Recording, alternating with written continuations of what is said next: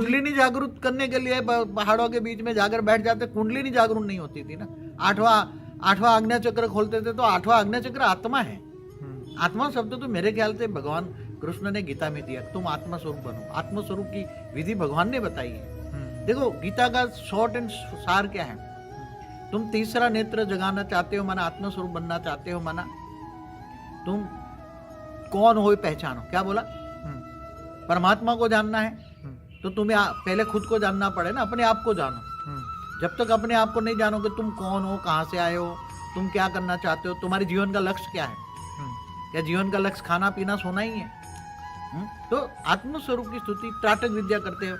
अभी जो बच्चे हैं आत्मस्वरूप में स्थित होना चाहते हैं, उनको एक प्रयोग भी बता दूं जरा, 2 मिनट, फिर भूल जाऊंगा।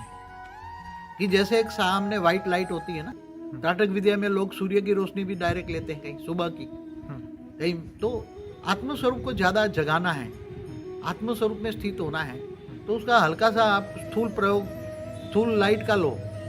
व्हाइट लाइट के सामने बैठो, एकदम व्हाइट लाइट तुम्हारी आत्मा पर पड़ती है। आत्मा कहाँ है, वो तो 2 भ्रुकुटी के बीच में, 2 आंखों के बीच में तीसरा नेत्र दिखाते हैं ना, जहाँ हम तिलक करते हैं उसके पीछे। हाँ, जहाँ तिलक करते हैं। तुम एक स्थूल लाइट का सहारा लो, व्हाइट लाइट, एक बल्ब, व्हाइट लाइट का बल्ब सामने रखो, वो बल्ब के सामने त्राटक विद्या करते हैं ना, मोमबत्ती का, ऐसे व्हाइट लाइट आंखें बंद करके यहाँ लगाओ, व्हाइट लाइट यहाँ भ्रुकुटी के बीच में तीसरा नेत्र है, आत्मा है। और आत्मा को खोलो, आत्मा हूँ मैं, आत्मा हूँ, खाते पीते हरते फरते। पहले जब तक आत्म स्वरूप नहीं होंगे तब तक परमात्मा की पावर नहीं आएगी। तुम कितना भी याद कर लो, परमात्मा की पावर नहीं आएगी। तो पहले आत्म स्वरूप बनो। इसलिए गीता में क्या, तुम मुझको आत्म स्वरूप बनो, परमात्मा को याद करो। तो क्या होगा, आत्म स्वरूप की जैसे जैसे अनुभूति आएगी, थोड़ी अनुभूति, लंबा समय लगेगा, ऐसा कोई ये साधारण चीज नहीं है।